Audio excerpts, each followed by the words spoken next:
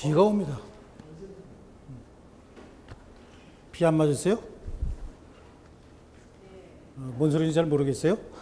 오늘 비 왔잖아요, 비. 그죠? 우산 들고 오신 분도 있고, 안 들고 오신 분도 있고.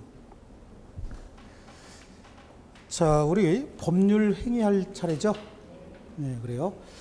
법률 행위는 왜 공부하느냐, 이 법률 행위가 뭐냐부터 아셔야 되는데, 법률 행위가 뭔지를 알려면은 법률 행위를 왜 배우는지를 먼저 아셔야 되는 거예요. 자, 우리가 민법을 공부할 때 민법 총칙의 구성이 일단은 1조부터 184개 조, 184조까지가 민법 총칙이라고 말씀을 드렸는데, 여기 구성이 민법 통칙이다라고 해서요. 통칙은 1조부터 2조, 이 두 가지인 거예요. 그래서 하나는 법원이었고 하나는 신의 성실이다라고 해서 신의 성실의 원칙 두 가지 배웠죠. 그 다음부터 민법은 전부 권리에 관한 겁니다. 권리. 그래서 권리에 3조부터 184조까지가 권리에 관한 내용인데, 권리의 주체가 누구냐, 이거 자꾸만 얘기하는데 이 전체적인 구조가 머릿속에 있어야 민법 전체를 이해하는데 조금 도움이 됩니다. 자, 권리의 주체는 누구냐? 권리의 주체는 자연인하고 법인을 공부했죠. 그죠? 그 다음에 권리의 객체까지 공부를 한 거예요. 권리의 객체까지. 그 다음에 권리의 주체가 권리의 객체에 대해서 권리를 행사하게 되면은 권리관계가 변동이 생기겠죠. 그죠? 여러분이 가지고 있는 그 필통 아마 여러분이 만들지 않았을 거예요. 여러분이 필기구 직접 만들지 않았을 겁니다. 그러면 그 필기구를 어디선가 사셨겠죠. 그죠? 그럼 그런 행위를 통해서 그 필기구가 여러분께 됐어요. 그런데 누군가가 처음에 만들기도 했을 겁니다. 그러면 그분 소유물이 그분이 처음 만들어서 소유했던 그 물건을 여러분들이 가서 어떻게 했습니까? 샀죠. 그래요. 그러면 최초에 만든 사람은 그 물건의 소유권을 취득하는 그 형태가 여러분이 사가지고 취득하는 형태하고 조금 다르죠. 그죠? 여러분은 누군가가 만들어 놓은 걸 가서 법률 행위를 통해서, 즉 어떤 행위를 통해서 샀을 테고요. 처음에 만드신 분들은 자기가 어떤 노력을 가해서 없는 물건을 만들어 냈을 거예요. 이렇게 권리가 발생, 변경, 소멸하는 현상을 한마디로 권리의 변동이다, 이렇게 얘기를 합니다. 권리의 발생, 변경, 소멸하는 현상을 권리의 변동이다, 이렇게 얘기를 하는데, 이 권리 변동은 원인이 있어요. 왜 권리가 변동이 되느냐? 금방 말씀드린 것처럼 여러분이 가서 샀다. 그렇게 권리를 취득하기 위해서 사람이, 권리의 주체가 어떤 행동을 할 때 그 행위를 법률 행위라고 얘기를 합니다. 법률 행위다. 그 다음에 조금 아까 말씀드린 것처럼 없는 물건을 누군가 만들었답니다. 나 혼자 열심히 만들었어요. 그 행위가 법률 행위는 아닐 겁니다. 그러면 내가 만든 물건을 내가 가져야 돼요? 다른 사람이 가져야 돼요? 내가 가져야 되겠죠. 그런데 내가 만든 물건을 다른 사람이 주문을 했고 그 사람이 나한테 돈을 줬대요. 만들어 달라고. 그래서 내가 만들었답니다. 그럼 누가 소유해야 될까요? 그 물건은? 그 사람이 소유해야 될 필요성도 있겠죠. 이렇게 두 사람이 권리관계가 발생을 하는데, 특별히 법률행위, 이렇게 계약행위 같은 걸 하지 않아도 권리관계가, 이 물건은 이 사람에게 귀속이 되고 이 물건은 이 사람에게 귀속이 돼야 된다라고 하는 걸 법으로 정해놓은 경우도 있어요. 그래서 권리관계가 변동되는 경우도 있습니다. 그래서 권리변동의 원인은 가장 일반적인 게 법률행위겠지만, 법률행위가 아닌 경우에도 권리가 발생, 변경, 소멸할 수 있고, 법률행위가 아닌 경우는 법률 규정에 정해놨어요. 그래서 법률행위가 아닌 원인 너무 길잖아요. 그러니까 그냥 편의상 뭐라고 얘기한다고요? 법률 규정이다, 이렇게 얘기를 하는 겁니다. 법률 규정이요. 그래서 이 법률 행위에 의한 게 대부분이고, 법률 규정에 의해서 권리관계가 변동이 된다라고 하는 건 시효 제도를, 특히 이제 소멸시효만 우리 민법 총칙에 갖다 집어넣어 놨습니다. 지금서부터는 이걸 공부하는 거예요. 이걸 공부하는데 여기까지가 민법 총책 24문제 중에서 금년 시험에는 11문제가 나왔고 요 부분이 13문제가 나왔어요. 13문항 정도가 이렇게 나왔습니다. 양으로 치면 여기까지가 1조부터 102조까지예요. 102조고 요 밑에 부분이 103조부터 184조인데 사실은 요 부분이 중요하긴 중요하겠지만 우리가 생활을 하면서 사회를 살아나가면서 더 중요한 부분이 뭐예요?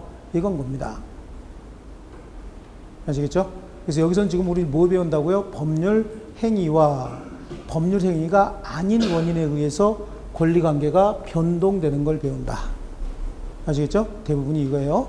법률 행위의 개념이 정확하게 쓰질 않으면 우리 그냥 시험 보러 갈 때까지 사실은 그래도 돼요. 계약 있죠? 계약. 계약이 그냥 법률 행위다. 이렇게 이해하시면 됩니다. 여러분이 오늘 계약하신 거 있나요? 오늘 여러분 계약하신 거 있어요? 하나도 없어요? 엄청나게 많이 했을 거예요. 굉장히 많은. 여러분이 여기 지금 와 있는 것도 계약인 거예요. 계약을 저는 이행하는 거고 여러분도 이행하는 겁니다. 여러분은 여기 하고 나고 뭐라고 얘기를 했냐면 나는 7시부터 10시까지 공부할 테니까 나에게 그 여건을 제공해 주시오라고 하는 계약이 있었고 그 계약을 제가 이행하는 거고 여러분은 계약의 내용을 지금 향유하고 있는 겁니다. 그에 따라서 어떤 대가를 지급하기로 약정을 했겠죠. 이런 것들이 다 계약인 것이고 전철을 타셨나요? 버스를 타셨나요? 이것도 다 뭐예요? 계약인 거예요. 버스 정류장에 보면은 쓰는 버스가 있고 저 위에 쓰는 버스가 있고 이렇게 다르죠. 이 버스 정류장에는 100번이 쓰고 저 위에는 105번이 쓴다라고 하는 건 미리 정해놓은 약속입니다. 그 약속이 뭐죠? 계약인 거예요. 지나가는 택시가 빈 택시입니다. 손을 들지요? 손을 든다는 얘기는 나 그 택시에 탈 테니까 태워주시오라고 하는 청약인 것이고 그 택시 운전수가 여기다가 세웁니다. 세워갖고 뭐라고 얘기해? 창문 쫙 열고 뭐 태워! 그러고 간대요. 그러면 성질나서 뭐 하죠? 신고해버리죠. 그러면 또 영업 정지 등 뭐요? 또 과태료 같은 게 나와요. 내가 손을 들었을 때 그분이 특별한 사정이 있으면은 못 태운다고 이렇게 해야지 옆에다 세워놓고 씩 웃으면서 어디 가세요? 못 태우는데요. 이건 뭐예요? 합의를 위반하는 겁니다. 승차 거부죠? 내가 손을 들어서 빈 차가 와서 섰다는 얘기는 내가 요구하는 데까지 모셔다 드리겠다라고 하는 묵시적인 합의가 있는 겁니다. 이런 것들이 다 계약인 거예요. 그러니까 여러분이 버스에 탔던 거, 전철에 탔던 거, 이 학원에 오는 행위, 이게 다 뭐죠? 계약인 것이고 그 계약의 내용을 이행하는 겁니다. 그걸 전부 다 합쳐서 뭐라고 불러요? 법률 행위라고 얘기를 합니다. 그럼 한 가지 더 한번 볼게요. 혹시 이제 여러분들 부모님이 생존해 계시면 그 부모님이 돌아가시면 부모님이 가지고 있던 재산이나 채무 같은 게 우리한테 승계가 되죠. 잘 모르세요? 그걸 뭐라고 얘기를 합니까? 상속이라고 얘기하잖아요. 이거는 뭐 배워야 하는 거 아니죠. 돈하고 관련된 건 우리가 민감하게 배우거든. 아주 안 가르쳐줘도 기가 막히게 배우거든요.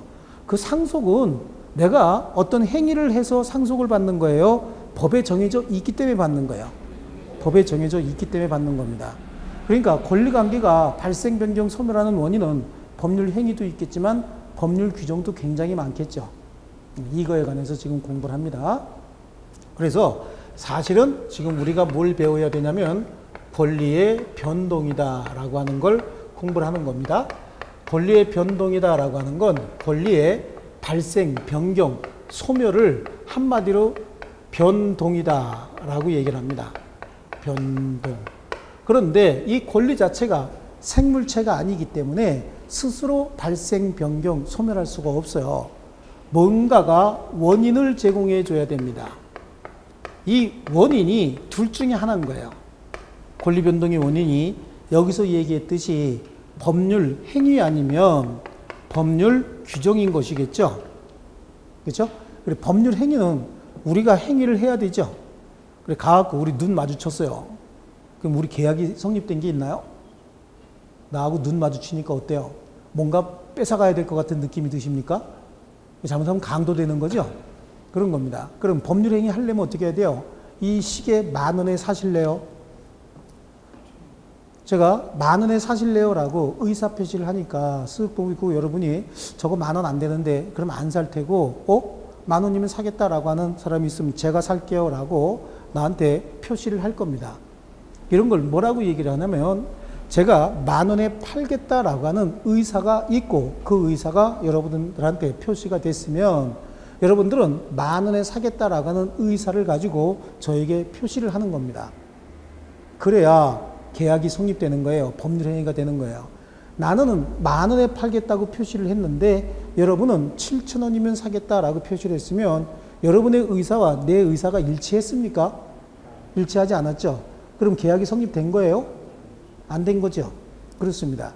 계약이 성립되려면은 내가 했던 의사와 여러분의 의사가 내용도 일치하고 상대방도 일치해야 되는 거예요. 그래야 계약이 성립됩니다. 나는 이거 10,000원에 팔겠습니다 라고 했는데 여러분 10,000원이면 굿인데? 이렇게 생각했어요?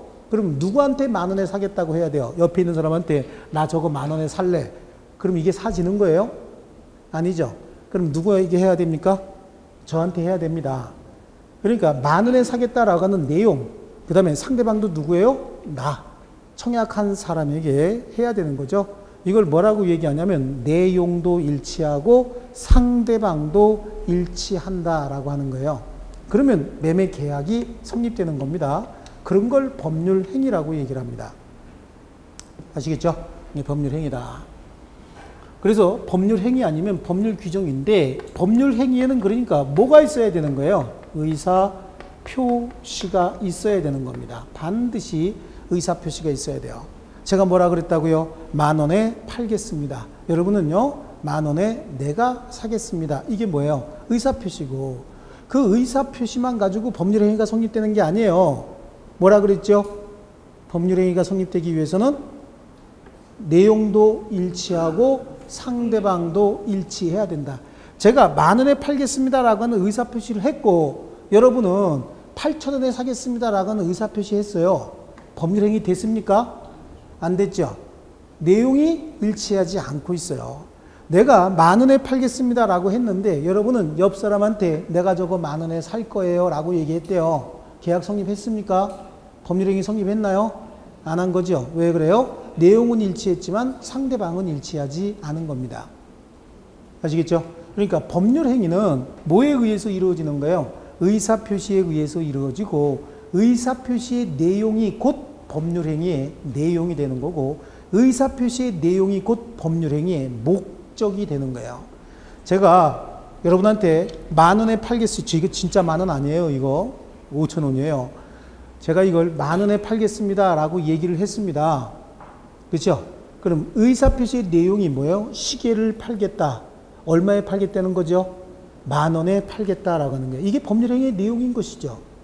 그 여러분은 내가 사겠다는 뭐예요? 나는 시계가 필요하다.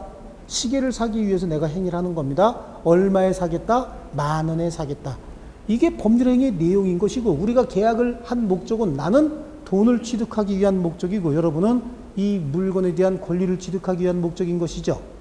그래서 의사표시의 내용이 뭐가 된다 그랬어요? 법률행위의 내용이 되는 거고 의사표시의 내용이 법률행위의 목적이 되는 겁니다. 아시겠죠? 그러면 법률 규정에 의해서 권리관계가 발생, 변경, 소멸할 때는 그때는 의사표시가 필요하지 않습니다. 기타. 그러면 법률 규정에 의해서 법률 관계가 변동되기 위해서는 뭐가 필요한 거예요? 기타. 의사표시가 아닌 기타 여러 가지 사정이 필요한 겁니다. 그럼 기타 여러 가지는 한번 볼게요. 아버지가 돌아가셨습니다. 그러면 아버지가 가지고 계시던 재산이나 채무 등은 법에 정해진 대로 나한테 오는 거예요. 내가 전부 가졌다가 야 동생 누나 니들 요만큼씩만 가져. 고마운 줄 알아. 이렇게 돼서 그분들한테 가는 거예요. 법에 정해져 있죠. 내가 암만 설치고 지랄을 해도 법에 정해진 만큼만 제가 갖는 겁니다. 제 의사는 어때요? 다 갖고 싶어요? 아니면 나눠주고 싶어요? 여러분이 어떻게 알아? 난 그런 욕심 없는 사람이에요. 근데 편의상, 그래. 제가 그렇게 못된 사람 같아요. 어쨌든 편의상 다 갖고 싶다라고 해서 내 의사대로 갖는 게 아닙니다. 어디 정해진 대로요? 법에 정해진 대로만 권리관계가 발생, 변경, 소멸한다. 그러니까 이건 의사표시가 필요 없죠. 의사표시가 필요 없어요. 그래서 나타난 결과가 이러한 원인에 의해서 나타난 결과가 결국은 어떻게 나타났다고요? 이렇게 권리의 발생, 변경, 소멸이라고 하는 현상으로 나타났는데 우리 학자들은 어떤 특성이 있어요? 판사들은 간결하고 거래 안전을 지켜주려고 하는 성향으로 좀 이렇게 흘러요. 판사들은요. 판결할 때. 근데 학자들은요. 복잡하게 만들어요. 복잡하게 만들고 이론적으로 뭔가 자꾸만 만들어내려고 해요. 이게 연구고 이게 공부인 거예요. 제자들이 쓴 논문 직거를 그냥 훌 몰아서 이렇게 뺏어가려고 하는 게 아니라 어떻게 해야 돼요? 자꾸만 뭔가 만들어내고 이론적으로 창출하고 싶어 한다고. 그러니까 학자들이 이렇게 합니다. 요거를 이렇게 묶고 요거를 이렇게 묶고 요걸 이렇게 묶어요. 묶어가지고 가장 중요한 건 이게 법률행위거든요. 법률행위. 이걸 권리변동의 원인이다 라고 얘기를 합니다. 근데 법률 규정도 있죠. 그럼 이건 법률행위라고 불러야 돼? 법률 규정이라고 불러야 돼요? 법률 규정이라고 부르면 법률행위가 열받고 법률행위라 그러면 법률 규정이 열받죠. 그러니까 여기다가 이름을 하나 붙이는데 그 이름을 법률 요건이다 이렇게 얘기를 해요. 법률 요건이다. 그러면 법률 행위는 의사표시로 구성된다고 얘기했죠. 이것들은 구성 요소들이잖아요. 그죠? 법률 규정은 의사표시가 아닌 기타 여러 가지 사실들이 필요한데 이걸 뭐라고 이름을 갖다 붙이냐면 법률 사실이다 이렇게 갖다 이렇게 이름을 붙인 거예요. 그리고 이거는 그래서 나타난 결과를 뭐라고 이름을 붙였냐면 법률 효과다 이렇게 이름을 갖다 붙여놨습니다. 그래서 가장 기초적인 게 가장 세부적인 게 뭐죠? 법률 사실인 거고 법률 사실에 의해서 법률 요건이 갖추어지면 그 내용에 따라서 법률 효과가 나타나는 거겠죠. 그래요. 여러분 된장찌개 끓여 보셨나요? 된장찌개. 여러분은 집에서 손에 물을 안 묻히기 때문에 잘 모르죠. 그럼 집에 계신 그분은 끓이시는 거 보셨나요? 그 집에 계신 우리 아주 일하는 아줌마 끓이는 건 옆에서 보셨나요? 그것도 안 시켜보셨어요? 그냥 드셔만 보셨나요? 그럼 책에서 본 적은 없나요? 아, 되게 어렵다 오늘 수업. 그래요. 자, 그러면 일단 된장찌개 끓이려면 뭐가 있어야 됩니까? 된장이요. 또 호박, 또 감자 좋아요. 다 자기가 좋아하는 거. 또 마늘, 두부, 고추. 더 중요한 게 있어요. 그릇하고 물이 있어야죠. 손바닥에 끓일 거예요. 그렇죠? 그래요. 지금까지 말씀드린 물이고 그릇이고 된장이고 두부고 고추고 무슨 뭐 호박이라든지 뭐 그다음에 파 같은 것도 좀 있으면 좋겠죠. 이런 것들만 가지고 있다고 해서 된장찌개가 됐습니까? 아니죠. 그릇에 담아야 되죠. 그릇에 담아서 어떻게 해야 됩니까? 끓여야 됩니다. 끓이면 뭐가 돼요? 된장찌개가 되는 거예요. 그러니까 여러 가지 재료들을 가지고 조리 행위를 하게 되면은 먹을 수 있는 뭐가 돼요? 요리가 되는 겁니다. 이해하셨나요? 법률 행위도 이렇게 구성이 되어 있는 겁니다. 의사표시에 의해서 계약이 성립되면 계약의 내용대로 권리관계가 하나씩 생기는 겁니다. 그럼 한번 볼까요? 자, 갑하고 을이 갑이 가지고 있는 부동산입니다. 부동산을 지금 매매하고 싶은 거예요. 2억에 팔겠다라고 얘기를 했어요. 2억에 팔겠다. 그랬더니 얘가 2억이면 참 좋다 그랬대요. 그래서 2억 좋아요 라고 얘기했답니다. 그럼 뭐가 성립한 거죠? 이걸 청약이라고 하고 이걸 승낙이라고 나중에 이제 공부할 텐데 2억에 팔겠습니다 라고 청약을 했더니 2억이면 내가 사겠습니다 라고 승낙을 했다고 내용도 일치했고 상대방도 일치했죠. 그럼 뭐가 성립해야 됩니까? 네, 계약이 성립한 거예요. 계약이 성립했습니다. 그럼 이 계약에 의해서 갑은 어떤 의무를 부담합니까? 소유권 이전해 줄 의무를 부담하게 되죠. 그러면 을은 계약에 의해서 어떤 의무를 부담합니까? 대금을 지급해 줄 의무를 부담합니다. 그렇죠? 그럼 의무만 부담한 게 아니에요. 여기서 권리도 취득했습니다. 어떤 권리를 취득했어요? 대금을 청구할 수 있는 권리를 취득했습니다. 어떤 권리를 취득했을까요? 을은요. 권리의 변동을 청구할 수 있는 이런 권리를 취득했습니다. 아시겠죠? 그러면 의무도 생겼고 권리도 생겼는데 현대법은, 근대 이후의 현대법은 의무 위주로 서술이 됩니까? 권리 위주로 서술이 됩니까? 권리 위주로 서술이 된다 그랬죠? 고대 국가, 근대 이전에 고대의 법들은 전부 의무 위주로 서술이 됐어요. 그래서 지금 갑의 권리가 어떻게 했습니까? 생겼습니다. 을의 권리가 생겼죠? 권리가 발생했네요. 뭐에 의해서요? 법률 행위에 의해서 발생을 했습니다. 그렇죠? 그래, 갑이 지금 2억을 빨리 좀 받았으면 좋겠는데 을이 야 2억 나 대출 신청했고 한 달 있다 나와. 그러니까 내가 잔금 주기로 한 날 2억 원을 줄게. 갑이 급해진 거예요.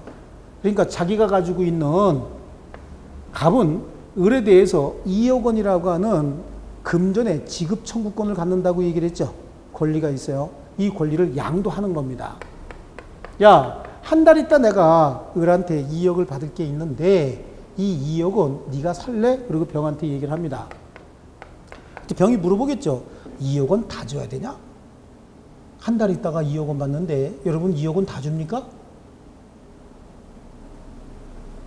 너무 어려워요? 2억 원을 다 주는 게 다 줍니까? 안 줍니까? 아니죠. 급해? 라고 물어봐야 되는 거 이때는. 그럼 급하다 그러면 어떻게 해요? 많이 깎고 한 10% 정도 깎는 겁니다. 그죠? 안 급하다 그러면요. 저 집은 갖고 싶은데 아니 뭐 어떻게 뭐 그래요. 하여튼 급해? 그랬더니 급하대. 그러니까 10% 깎았어요. 그러면 내가 지금 1억 8천 줄 테니까 너 1억 8천에 나한테 채권 팔을 거야? 그랬더니 1억 8천이라도 팔아야 된대요. 급하면 그럴 수 있겠죠. 그래서 둘이 어떻게 한 거죠? 채권 양도의 청약, 채권 양수의 승낙에 의해서 채권자, 채무자가 바뀌고 있는 겁니다. 그러면 을 입장에서 봤을 때는 그래갖고 내가 채권을 양도받았다고 통지가 오면 나중에 돈을 갑에게 줘야 되는 거예요? 병에게 줘야 되는 거예요? 병에게 줘야 되죠. 내가 채권을 양수했다고 통지가 온 거고 갑도 야 이행기의 소유권 이전 등기는 내가 해줄 테니까 돈은 병한테 줘라 라고 통지가 온 거예요. 그러면 을은 나중에 소유권 이전 등기 받고 채무는 누구에게, 돈은 누구에게 줘야 돼요? 병에게 줘야 된다고. 이렇게 법률 행위에 의해서 권리의 당사자가 지금 어떻게 하고 있어요? 바뀌고 있잖아요. 이걸 뭐라 그래? 권리의 변경이다 라고 얘기하고, 그러면 이렇게 해서 권리자가 바뀌고 나니까 갑의 권리는 어떻게 됐어요? 이제 소멸했네요. 그렇죠? 그렇습니다. 이거 소멸. 이게 권리자 입장에서 봤을 때는 권리를 취득하고 권리가 변경이 되니까 권리를 상실한다 이렇게 얘기할 수 있겠죠. 권리 자체로 봤을 때는 권리의 발생, 변경, 소멸이라고 하지만 권리자 입장에서 봤을 때는 득, 실, 변경이라고 얘기를 하는 거예요. 아시겠죠? 자, 이게 권리 변동의 모습이다라고 하는 겁니다. 자, 근데 법률 행위만 지금 봤네. 법률 규정도 하나 봐야죠. 법률 규정이에요. 자, 길 가는데 어떤 사람이 대리운전을 하는데 30분밖에 안 기다려놓고 집에 간대요. 때려야 돼요? 좀 타일러야 돼요? 패야 돼요? 네, 그리고 오리발 내밀면 되죠? 그래요. 좀 죄송한데요. 그래서 때렸답니다. 그럼 뭘 한 거예요? 불법행위를 한 겁니다. 그럼 그분이 나한테 뭘 할까요? 손해배상을 청구할 수 있겠죠? 그런 거예요. 법률행위를 한 거예요? 불법행위를 한 거예요? 불법행위. 그럼 불법행위를 하게 되면 손해배상을 청구할 수 있다고 법으로 정해놓은 거지 둘이 합의에 의해서 해주는 게 아닌 거예요. 아시겠죠? 피상속인이 사망했대요. 사망했으면 그 재산은 법에 정해진 대로 나한테 승계가 되는 거죠. 법률 규정에 의한 권리관계의 변동인 거예요. 불법행위를 했다. 그럼 법에서 손해배상하도록 정해져 있다. 그러니까 그 손해배상 청구권이 생기더라라고 하는 거죠. 그렇죠? 그래, 피상속인이 사망을 했다. 사망이라는 사실에 의해서 법에 정해진 상속 비율에 의해서 나에게 뭐가 생겼어? 권리가 생겼다. 이 법률 규정에 의한 권리 변동인데 이거 가지고 말장난하면요 굉장히 어려워져요. 그래서 법률 사실에 의해서 법률 요건이 갖추어지면 그 내용대로 법률 효과가 나타납니다. 그러면 여기 칠판 보세요. 법률 사실은 몇 가지가 있죠? 의사표시인 것과 의사표시가 아닌 것. 그럼 법률 요건엔 몇 가지가 있어요? 법률 행위와 법률 행위가 아닌 것. 이건 법에 정해져 있다 그래서 법률 규정 편의상 이렇게 얘기하는 거죠. 그럼 법률 효과는요? 똑같습니다. 권리의 발생, 변경, 소멸이라고 하는 현상에 의해서 나타납니다. 그렇죠? 자, 이건데 이게 지금 제가 여기다가 하나 이렇게 그려놓고 여러분 책에도 교과서에도 있는 내용인데 이렇게 적어놓은 이유가 있어요. 잘 틀려서 그래요. 여기다가 권리 변동의 원인을 적어 놓을 거고 여기에 세부적인 구성 요소를 적어 놓을 거고 그래서 나타난 결과를 여기다가 제가 이렇게 써 놓을 테니까 여러분들은 여기 있는 내용을 기초로 해서 책 보지 마시고 여기 있는 내용을 기초로 해서 여기 권리 변동의 원인을 우리 뭐라고 공부했을까요? 저기서 법률 요건이라고 공부를 했죠. 저기 권리 변동의 원인을 법률 요건이라고 공부했죠. 그럼 법률 요건 이렇게 하나 써 드릴 테니까 요거는 이제 숙제예요. 집에 가갖고 10번씩 그려갖고 오는 거예요. 예, 예년엔 제가 몽둥이를 가지고 들어와요. 숙제 내주고 숙제 검사할 때만 몽둥이를 갖고 들어와서 발바닥을 때렸어요. 근데 요즘엔 발바닥 때리면 고소할까봐 발바닥을 못 때립니다. 법률 요건. 법률 요건의 세부적인 구성 요소들을 뭐라고 그랬을까요? 아, 그렇죠. 법률 사실이죠. 법률 사실이고요. 법률 요건에 의해서 나타난 결과물을 뭐라고 불렀을까요? 법률 효과. 이렇게 얘기를 합니다. 법률 효과요. 자, 그럼 법률 요건은 몇 가지가 있다 그랬죠? 두 가지. 뭐라고 그랬어요? 법률 행위와 뭐죠? 법률 행위가 아닌 걸 그냥 통칭해서 법률 규정이다. 법률 행위는 세부적인 구성 요소가 뭐가 있고요? 법률 행위의 세부적인 구성 요소는 의사 표시가 있고 여기는 의사 표시가 아닌 기타 여러 가지 법률 사실들이죠. 기타 그런 거예요. 그래서 나타난 결과는 권리의 발생, 변경, 소멸, 즉 뭐요? 권리의 변동 이렇게 쓰니까 이상하다. 그냥 변동만 써야 되겠다. 권리의 변동 이렇게 나타나죠. 권리의 발생, 변경, 소멸 이렇게 나타나는데 자 여기서 의사표시에 의해서 법률 행위가 성립하면 그 내용대로 권리의 발생, 변경, 소멸이 일어난다. 의사표시는 없지만 법에 정해진 요건에 부합이 되면은 권리의 발생, 변경, 소멸이 일어나겠죠. 그죠? 순서대로요. 그러면 의사표시는 법률 사실이죠. 여기 보세요. 의사표시는 법률 사실이죠. 자, 다시요. 여기 보세요. 법률 사실에 의해서 법률 요건이 갖춰진 뭐예요? 법률 효과가 나타납니다. 아시겠죠? 그러니까 의사표시에 의해서 법률 행위가 성립하면 권리가 발생, 변경, 소멸한다. 의사표시는 없지만 법에 정해진 요건에 부합이 되면 권리는 발생, 변경, 소멸한다. 이렇게 얘기를 하는 거예요. 아시겠죠? 여기서 조금 더 세부적으로 들어가면 의사표시는 법률 뭐다? 그럼 법률 행위는 법률 요건이다. 아시겠죠? 법률 행위는. 자, 그러면 청약이라고 하는 계약이 성립하려면 뭐가 있었어야 돼요? 청약이 있어야 되고 그에 따라서 승낙이 있었어야 되죠? 그럼 청약이라고 하는 건 의사표시예요? 법률행위예요? 아, 의사표시예요. 승낙도 뭐죠? 의사표시입니다.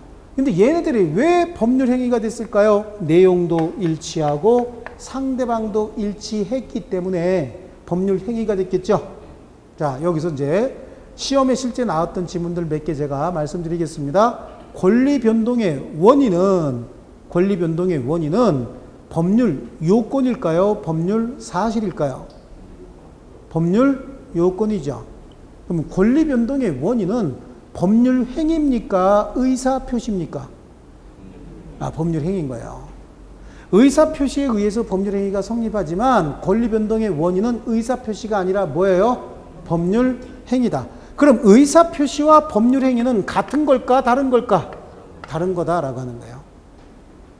다음 과정에는 의사 표시는 법률 행위가 아니다라고 하는 걸 제가 알려드리면서 그런데 의사 표시가 곧 법률 행위가 되는 경우는 있다.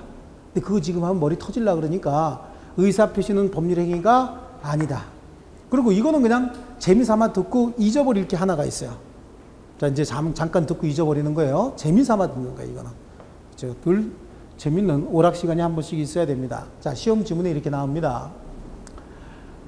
의사 표시는 법률 행위의 필수 불가결의 요소로서 권리 변동의 원인이 된다. 맞아서 틀렸어요? 맞은 것 같기도 하고 틀린 것 같기도 하고 다시 한번요. 손으로 제가 딱 찍고 얘기할 테니까 맞았는지 틀렸는지 다시 한번 판단해 봐요. 의사 표시는 법률 행위의 세부적인 구성 요소로서 권리 변동의 원인이 된다. 틀렸지? 권리 변동의 원인이면 여기 있어야 되는데 이건 지금 여기 있잖아요. 그죠? 자, 그러면 법률 행위는 하나 이상의 의사 표시를 필수 불가결의 요소로 갖는 권리 변동의 원인이 된다. 맞죠? 법률 행위는 반드시 의사 표시가 있어야 되고, 그죠? 권리 변동의 뭐가 되는 거죠? 원인이 된다. 줄을 맞출 줄 알아야 돼요. 줄 맞추면 골라내는 거야. 그러니까 이게 시험에 나왔다 그러면 100% 틀려. 이거 그릴지 모르면 100% 틀려요. 말 헷갈리게 돼 있다고. 그러니까 여러분들은 어떻게 해야 돼요? 집에 가서 그려와야 되겠죠? 그래요. 나왔다 그러면 우리는 맞아버리는 거예요. 아시겠죠? 그래서 거기 무슨 권리 변동의 의의는 발생 변경 소멸을 의미하고 권리 변동의 모습을 지금 암기할 필요는 없고 오른쪽으로 가시면 권리 변동의 원인으로서 법률 사실 요건 효과가 있죠. 그 법률 사실 법률 요건 효과를 표로 친절하게 그려놨죠. 그렇죠? 제가 그린 건 이렇게 못생기게 그리진 않았어요. 근데 편집하는 과정에서 이렇게 못생겨진 거예요. 저기 어디 카페인가 어디 보면 아마 이거 잘 그려놓은 거 있을 거예요. 자, 그 다음에 넘겨보십니다. 그럼 법률행위의 종류는 넘겨봤더니 법률행위 종류 의사표시 수화 방식, 수화 방향, 의사표시 방식, 법률 효과, 대가의 부담 여부, 출연 여부, 유인성 여부, 그 다음에 형식 이런 것도 있어요. 형식. 방식도 있구나. 9개가 있어요. 9개. 9개 중에서 이거 9개 우리가 다 알아야 되거든요. 사실은요. 그런데 선생은 9개가 있다라고 하는 걸 다 소개할지라도 범위를 줄여줘야 되겠죠. 그래서 거의 한 문제가 나오는 게 의사표시 수화 방향, 의사표시의 방식, 법률, 효과 요 3개 정도는 반드시 하셔야 돼요. 아시겠죠?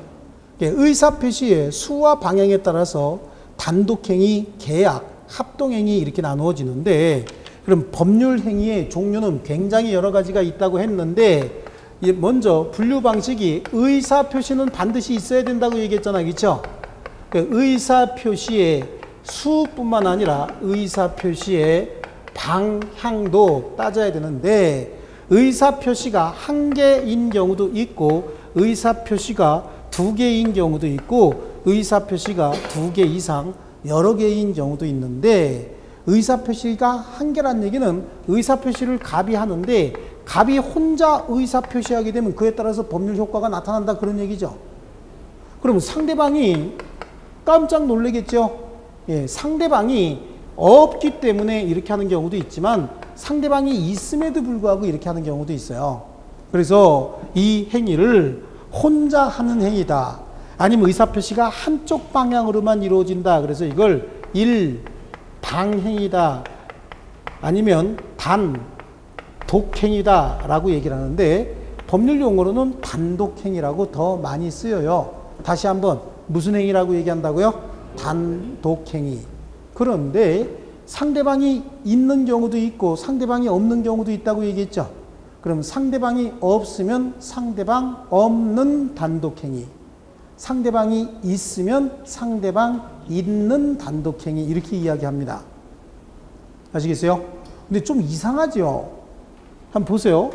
상대방이 없는 단독행위, 상대방이 있는 단독행위 구분하지 않고 얘가 혼자서 의사표시하게 되면 얘가 원했던 대로 법률 효과가 나타난대요.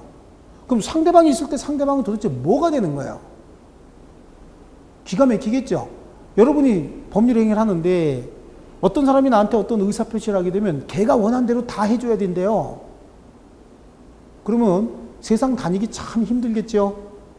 그러니까 단독행위는 아무 때나 행사하는 것이 아니라 단독행위는 법에 정해진 때만 행사할 수 있도록 정해놨어요.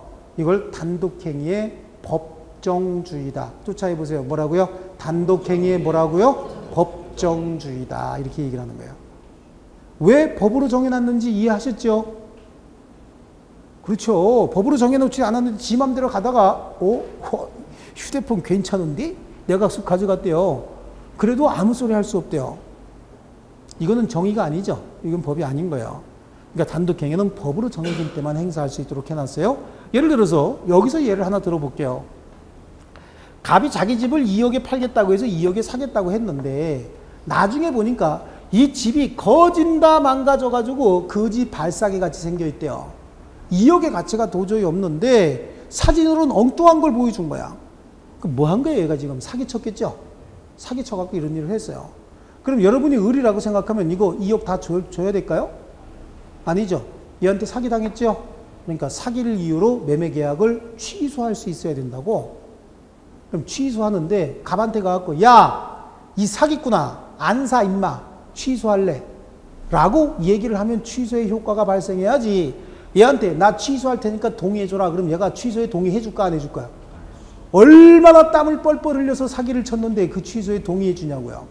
얘가 동의를 하든 안 하든 관계없이 취소를 하게 되면 매매계약은 소급해서 실효가 돼야 된다고요. 그러니까 단독행위도 행사해야 될 필요가 있긴 있구나. 얘한테 동의받으면 죽어도 동의 안 해주겠죠. 만약에 이러한 경우에 법률행위 취소나 해제도 상대방이 동의해야 된다. 그럼 우리는 여기서 민법을 배울 게 아니라 뭘 배워야 돼? 사기술을 배워야죠. 그래서 닥치는 대로 사기를 쳐야 되죠. 그리고 권리를 취득하고 난다면 상대방이 요구해도 절대 취소에 동의 안 해줘야 된다고. 그렇기 때문에 단독행위도 필요한 겁니다. 상대방 없는 단독행위도 있고 상대방 있는 단독행위도 있는데 내용 알라고 하지 말고 상대방 없는 단독행위는 상대방이 없으니까 유유자적하게 폼 잡고 다니는 사람이 있어요. 한번 해보세요. 뭐라고요? 유유제포 그래요. 유언, 유증, 재단법인의 설립행위. 재단법인 설립할 때 재산을 출연한다고 얘기했죠. 보세요. 설립자가 재산을 출연할 때 법인이 아직 성립 안 돼 있는 상태에서 재산을 출연하잖아요. 아직 법인 없죠? 그럼 재산을 출연할 때 받을 놈이 있는 거예요? 없는 거예요 지금? 없는 거죠. 아직 받을 놈은 없는 거예요. 유언을 합니다. 내가 유언을 하는데 내 유언에 의해서 내 재산은 쟤한테 다 줘라 라고 얘기를 했어요. 쟤한테. 그럼 그 유언은 효력이 언제 발생해요? 사망해야 돼요. 그럼 내가 살아있는 동안은 걔한테 권리가 있는 거예요? 없는 거예요? 없는 겁니다. 그러니까 내가 비록 지금 유언은 하지만 아직 받을 자는 존재하지 않는 걸로 보는 거예요. 그자의 권리는 언제 생기는 거니까? 죽어야 생기는 거니까요. 유증도 마찬가지인 거예요. 유언, 유증 같은 개념인 것이고요. 그 다음에 소유권이나 점유권의 포기인 거죠. 이거 나중에 자동적으로 되니까 유유제포 알면 자동적으로 돼 나중에요. 자, 이게 내 물건입니다. 내가 포기할 때 포기합니다. 그리고 포기합니까? 아니죠. 갖기 싫으면 어떻게 하면 돼요? 던져버리면 되는 거죠. 누구한테 던져요? 아무 지나가다가 그냥 쓰레기통에 던져도 되고, 그죠? 그런 거예요. 그러니까 소유권이나 점유권을 포기할 때는 혼자서 조용히 하면 되지 광고 칠 필요 없죠. 그렇습니다. 그래서 이거는 상대방 없는 단독행위다라고 얘기를 하고 상대방 있는 단독행위도 있어요. 상대방 있는 단독행위는 그냥 이거는 암기 먼저 하고 나중에 이해하는 게 훨씬 더 쉬워요. 동철이가 술을 먹고 취했답니다. 술 먹을 때는 혼자 먹어요? 누구하고 같이 먹어요? 네, 혼자 먹는다 이러면 중독 증상이에요. 그거는 치료받아야 되는 거예요. 누구하고 같이 먹죠? 네, 동철이가 그래서 상대방이 있다고 얘기를 하는 겁니다. 동철이가 취했어요. 근데 얘는 안 좋은 습관이 있습니다. 동철이가 취하면 지면에 아이 더러워. 추상을 그린대요. 뭐 하는 것 같아요 지금? 이 그림 때문에 이상한 그림이 하나 떠오르죠? 네, 그래요. 지면에 추상하는 혼자 그려요? 마주보고 그려요? 혼자 그리는 거예요. 그래서 상대방 있는 단독행위다 라고 얘기를 합니다. 그래서 동의라는 얘기는 상대방이 어떤 얘기했을 때 동의하는 거죠. 예, 철회, 취소, 해제, 해지, 면제, 추인, 상계. 아시겠어요? 나중에 할 거니까 이런 정도 이렇게 해두시면 되는 거예요. 그래서 상대방이 없는 단독행위와 상대방이 있는 단독행위가 있는데 상대방이 없는 단독행위는 이런 것들이고 한번 해볼까요? 시작. 네, 상대방이 있다 그런 거야. 아, 둘이 같이 술 먹다가 무슨 짓을 하고 있구나 라고 하는 거예요. 동철, 취해, 지면, 추상 이런 정도. 이런 것들이 시험에 주로 많이 나오는 거니까 이거 말고도 굉장히 많은데 굉장히 많은 거 다 할 필요 없어. 우린 최대한 줄여야 돼요. 최대한 줄여서 60점 이상을 맞는 걸 목표로 해야 되는 겁니다. 자, 그럼 의사표시가 두 개다라고 하면 의사표시는 어떤 의사표시가 있어야 되느냐? 갑이 여기다가 의사표시를 하게 되면은 상대방 을도 여기다가 의사표시를 해야 되는데 의사표시 내용이 상대방도 일치하고 내용도 일치해야 된다. 의사표시가. 그러면 성립하는 걸 뭐라고 얘기를 하냐면 계약이라고 얘기를 해요. 계약. 그래요? 계약은 지금 어떻게 해요? 쌍방이 의사표시를 하죠? 그래서 이거를 쌍방행위다. 이렇게 이야기합니다. 무슨 행위요? 쌍방행위다. 이렇게 얘기를 해요. 쌍방이 한다. 쌍방행위예요. 계약. 아시겠죠? 그 다음에 합동행위라고 하는 게 있는데 두 개 이상 여러 개가 필요하다. 두 개. 요거는 쌍방으로 볼 수 있는데 그럼 요건 뭐냐라고 하는 거예요? 어떤 목표점을 타겟으로 해서 의사표시가 이렇게 집중되고 있대요. 이럴 수도 있고 구심점을 중심으로 해서 의사표시가 이렇게 집중되고 있는 현상들 이런 거 있죠. 이런 걸 뭐라 그래? 의결행위. 의결이 이렇게 하는 거죠. 여러 사람이 모여서 의사를 한 군데 집중시키는 이런 행위 있잖아요. 이걸 의결행위인데 이거는 합동행위라고 얘기를 해요. 힘을 합치는 행위다라고 해서 합동행위다. 합동행위는 우리 앞에서 사단법인 설립행위 있죠. 사단법인은 정관을 작성하고 정관에 우리가 어떤 일을 하자라고 쑥 정해놓는 게 이게 사단법인 설립행위였잖아요. 이걸 뭐라 그래요? 합동행위다. 그러니까 의사표시 수만 가지고는 안 되고 여기는 방향도 있어야 되겠죠. 있잖아요. 두 개만 가지고 여기 두 개 있을 땐 모르잖아요. 두 개만 가지고. 그러니까 모두 필요했다? 방향도 필요했다. 의사표시의 수와 방향에 따라서 이렇게 구분을 했고요. 지금 갑자기 복잡해졌다 그러지 마시고요.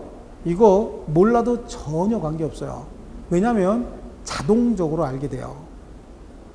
구분해야 될 게 상대방 없는 단독행위는 상대방이 존재하지 않기 때문에 의사표시가 상대방에게 도달하지 않아도 효력이 발생해요. 상대방 있는 단독행위는 상대방이 존재하죠. 이해관계 있는 상대방이 존재하기 때문에 의사표시가 상대방에게 도달해야 효력이 발생하는 거예요. 예를 들어서 실제 사건을 제가 하나 알려드릴게요. 이게 조금 이분이 87세 되신 분이에요. 87세 되신 분이고 이분은 연세가 많으신데 이분은 뭐라고 부르냐면 돌싱이라고 부른다. 돌싱의 의미는 굉장히 많다고 말씀드렸죠. 돌싱의 의미는 일단 뭐예요? 혼자 계신다죠. 또 하나 돈이 많다. 돈이 없으면 뭐라 그런다 그랬어요? 프리 에이전트, FA, 한국말로 포랩이라고 얘기했죠. 이렇게 안 불러요. 그러니까 돌싱이래. 그럼 돈이 굉장히 많죠. 이분한테는 누가 있다 그랬어요? 몇 살? 아이, 29은 아니죠. 취급 안 해요. 28세 이하. 바리스타 초이라 그래서 꽃다방 미스 제가 항상 뭐라고 불러요? 아, 오빠. 다 이제 제대로 배웠네. 그죠? 오빠라고 불러요. 오빠라고 부르는데 이분이 돈이 어느 정도냐면 실제 있었던 분이에요. 지금 돌아가셨는데 이분은 재산이 약 한 500억 정도가 됩니다. 500억 정도가 되는데 실제로 저기 일산 이렇게 개발될 때 처음에 그 똥밭 좀 이렇게 넓게 가지고 있던 분이에요. 일산 신도시가 개발이 되면서 일산 그 외곽 구일산으로 나갔는데 거기가 또 수용이 됐어요. 수용이 돼서 파주로 갔다가 파주도 금천 1지구, 2지구 개발이 돼서 연타로 7번 정도가 수용이 되신 분이에요. 연타로. 그러니까 그 일산에서 전설이에요, 이분이. 이분 쫓아서 땅 사면 무조건 튀긴다 이거야. 한 번 튀길 때 5배 이상씩 막 이렇게 튀기다 보니까 그 똥밭 얼마 안 하던 게 500억 이상이 된 거죠. 그러니까 이런 애들이 있는 거죠. 그렇습니다. 이 500억의 재산이 생기니까 갑자기 애들이 평상시에는 뭐였었어요? 완전 호로. 민법에 나오는 자식들은 거의 4명이에요. 애들 이름이 호로 새끼 아니면 완전 호로 이런 애들인데 얘들이 갑자기 뭘로 바뀌어요? 언더 500억 하에서는 뭘로 바뀌어요? 효자, 효부로 바뀌는 거예요. 애들이. 다 돈이 이렇게 만드는 거죠. 얘들이 아버지 생전 안 찾아오다가 요즘에 자주 오겠죠? 자주 오는데 자꾸 눈에 걸리는 게 뭐야? 이게 자꾸 왔다 갔다 하잖아요. 그러니까 여긴 걸이죠? 걸을 잡는 건 수컷들이 가서 걸 잡아 못 잡아? 못 잡는 거야. 걸은 누가 잡아야 돼요? 걸이 잡는 거야. 그걸 걸잡거리라 그래요. 그래서 큰 며느리하고 큰 딸이 와서 이것이 지금 불순한 의도를 가지고 우리 아버지한테 그러면서 너 안 꺼지면 확 죽여버릴 거야. 이렇게 얘기를 한 겁니다. 근데 얘도 쉽게 꺼지는 촛불이 아니죠. 쉽게 꺼지는 촛불이 아닌가요? 여기 가가지고 닭똥 같은 눈물을 뚝뚝뚝뚝 흘려댑니다. 흘려대면서 뭐라 그러는 거야? 오빠, 나 죽고 싶어. 이렇게 되는 겁니다. 뭐 하고 싶다고요? 죽고 싶다고. 그러면 듣는 오빠 속이 뒤집히죠?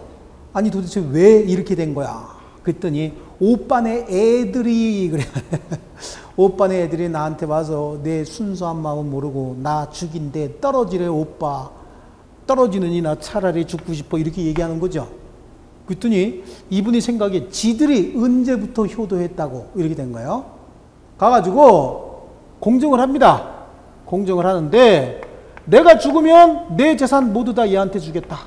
뭐 한 거죠? 유증을 한 거야. 유증은 상대방 없는 단독행위라고 얘기했죠. 그래요. 상대방 없는, 상대방이 존재하더라도 이거는 뭘로 보는 거야? 상대방 없는 단독행위라고요. 이 상대방 없는 단독행위의 효력 발생 시기는 의사표시가 완성된 때 또는 법으로 정한 때지 상대방이 안 때가 아니에요. 상대방에게 도달한 때가 아닌 거야. 왜? 상대방이 없기 때문에. 그렇죠? 그러니까 이 유증은 언제 효력이 발생할까요? 법에 정해졌을 때 언제요? 갑이 사망했을 때죠. 상대방 없는 단독행위 같은 경우에는 상대방이 알았든 몰랐든 관계없습니다. 법에 정해진 시기에 법률 효과가 나타나는 거예요. 근데 이건 얘가 알았죠. 그래서 상대방 없는 단독행위 같은 경우에는 상대방이 그 사실을 알면 여기 수명이 짧아지는 일도 생긴다고. 얘가 빨리 죽어야 얻을 거 아니에요. 그런데 죽이는데 긴 칼 비껴차고 담장을 넘어갔답니다. 그럼 신의 측에 반해서 조건을 성취시켰기 때문에 돈을 못 받는 거죠. 그러면서 여기다가 뭐라고 했냐면 유증을 하면서 조건을 붙입니다. 이거 사건 잘 기억하고 계셔야 돼요. 뒤에 가면 단독행위는 조건이나 기한을 붙일 수 없는데 조건이나 기한을 붙일 수 있는 단독행위들도 있다라고 하는 거 하면서 한 번 더 얘기할 거예요. 이거 잘 이거 제가 이따가 다음 주에 설명하라 그래도 다 설명해.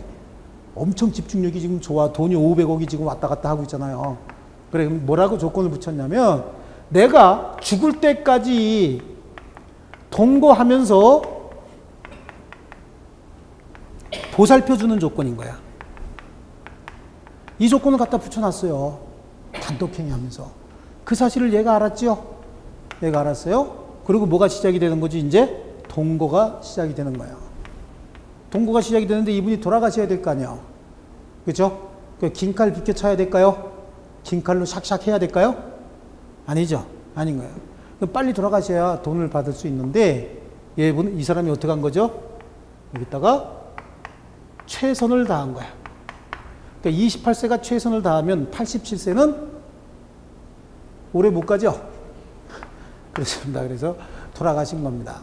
그래서 재산을 500억을 다 받게 되면은 이때 1순위 상속인들이 뭐를 청구하냐면 유류분을 청구해. 유류분권. 아시겠죠? 자, 우리 손상유유대 어디서 함께했을까? 하기는 했는데 그죠? 손상유유대 어디서 했을까요? 태아의 권리 능력, 불법행위에 대한 손배청, 재산 상속, 유증 유류분. 유류분도 결국은 재산을 상속받는 거잖아요. 그러니까 태아의 권리 능력을 인정했다고요. 그 유증. 그 다음에 뭘 청구했다고? 유류분을 청구해요. 그럼 절반을 가져올 수 있어요. 그럼 500억 중에 얼마가 250억이 읊게 되는 거고 나머지는 나눠 가진 거죠. 이게 나눠 가진 겁니다. 그래서 이분은 바리스타 초이라고 안 그러고 최근에 뭐라고 불러요? 최 회장님이라고 불리웁니다. 아시겠죠? 여기 굉장히 많은 거 얘기한 거예요.